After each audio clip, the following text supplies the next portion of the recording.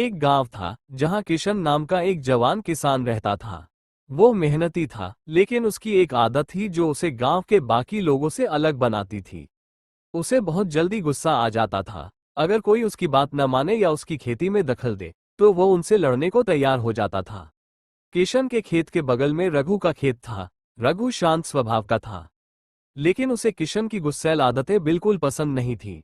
दोनों के बीच नफरत बढ़ती जा रही थी। जब किशन अपनी फसल काटता तो रघु की गाय अक्सर उसके खेत में घुसकर फसल खराब कर देती। इससे किशन आग बबूला हो जाता और रघु को बुरा भला कहता। एक दिन किशन ने तंग आकर सोचा, अब बहुत हो गया, मैं रघु को ऐसा सबक सिखाऊंगा कि वो याद रखेगा। उसने रात के अंधेरे में रघु के खेत में जाकर उसके फलों के पेड़ों को काट डाला। अगले दिन जब रघु ने ये देखा तो उसे बहुत गुस्सा आया, लेकिन उसने कुछ नहीं कहा। वो चुपचाप अपने खेत की सफाई में लग गया। किशन को लगा कि रघु डर गया है और अब उससे दूर रहेगा। लेकिन कुछ ही दिनों बाद किशन के खेत में एक अजीब बात हुई।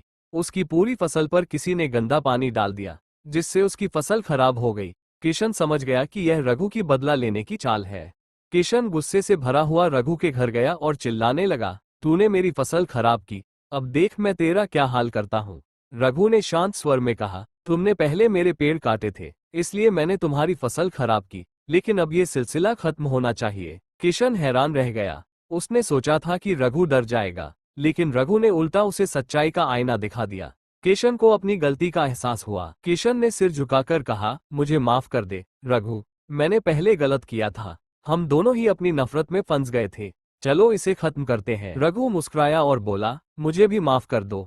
चलो मिलकर अपनी फसलें फिर से उगाते हैं। दोनों ने हाथ मिलाया और नफरत की जगह दोस्ती की फसल उगाने का फैसला किया। उस दिन के बाद गांव में किशन और रघु की दोस्ती की मिसाल दी जाने लगी। इस कहानी से यह सीख मिलती है कि नफरत से केवल बर्बादी होती है, जबकि समझदारी और माफी से हर समस्या का समाधान निकल सकता है।